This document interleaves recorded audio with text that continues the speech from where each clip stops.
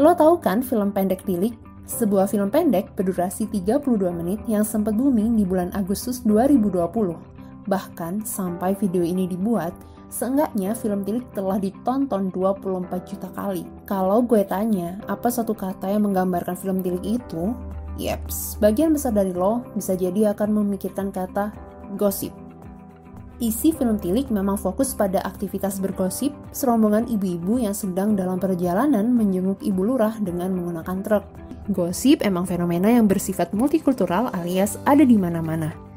Sebuah penelitian menunjukkan bahwa perempuan yang sudah menikah biasanya bergosip soal rumah tangga dan perselingkuhan.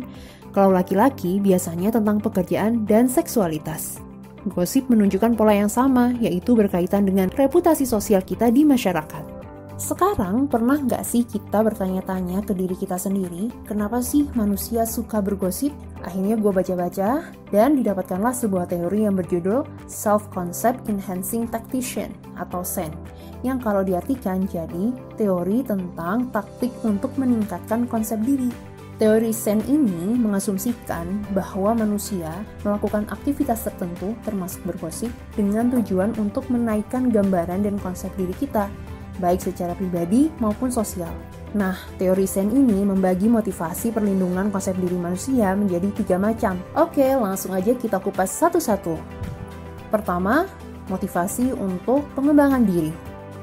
Ada loh jenis orang yang bergosip dan secara nggak sadar emang menjadikan gosip sebagai belajar sosial. Dia belajar dari gosip tentang apa sih yang disukai masyarakat dan apa yang nggak disukai masyarakat. Ya, semacam transfer norma sosial secara informal. Foster 2004 mengatakan, ada pula yang sebagian berdalih mengapa melakukan aktivitas bergosip, karena dengan bergosip dia akan mendapatkan informasi tentang kompetensi sosial yang dibutuhkan. Belajar sosial bisa juga sebagai perbandingan diri ke atas. Biasanya ini gosip tentang anggota masyarakat atau suatu kelompok sosial yang berprestasi.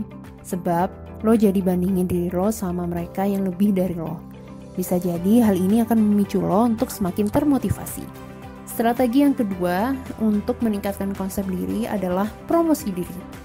Sebaliknya, dari perbandingan ke atas, ada sebagian orang yang menjadikan gosip sebagai sarana promosi diri dengan merendahkan orang lain, yaitu membuat perbandingan sosial ke bawah alias downward comparison, meninggikan diri sendiri dan merendahkan orang lain. Seperti Butejo di dalam film Tilik, Butejo ini ngejelek-jelekin Dian karena dianggap Dian adalah wanita yang gak bener. Artinya secara gak langsung, Butejo lagi mengangkat dirinya sendiri dan mengatakan bahwa ini loh saya wanita baik-baik. Nah, perbandingan diri ke bawah ini akan makin menjadi kalau target gosip adalah saingan dalam perebutan sumber daya di masyarakat. Nilai promosi diri akan meningkat kalau target gosip memiliki banyak kesamaan dengan dirinya. Sebab kegagalan pesaing dalam kelas sosial yang sama secara nggak langsung akan membuat pelaku gosip merasa lebih baik. Lalu kita masuk ke strategi meningkatkan konsep diri yang ketiga, yaitu proteksi diri alias self-protection. Nah, motivasi yang ketiga ini bertujuan untuk melindungi diri sendiri dari ancaman peristiwa negatif orang lain. Perlindungan diri membantu individu menghindari situasi negatif, mencegah dan membelokkan efek negatif informasi tersebut bagi dirinya. Mekanisme perlindungan diri bisa hadir karena ada ketakutan dan kecemasan sosial yang muncul ketika individu meragukan kemampuan dirinya sendiri untuk menciptakan atau mempertahankan kesan yang baik di masyarakat. Kalau dalam film Tilik, Butejo dan Putri menyebutkan secara jelas bahwa mereka memang bergosip dengan tujuan mencari informasi tentang Dian, supaya keluarga mereka terlindungi dari godaan Dian yang bisa benar bisa enggak adalah wanita penggoda laki-laki orang gitu.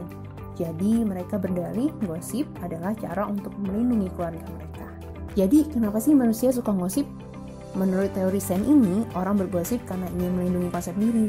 Cara melindungi konsep diri tersebut pertama untuk belajar sosial supaya tahu do and don'ts di masyarakat.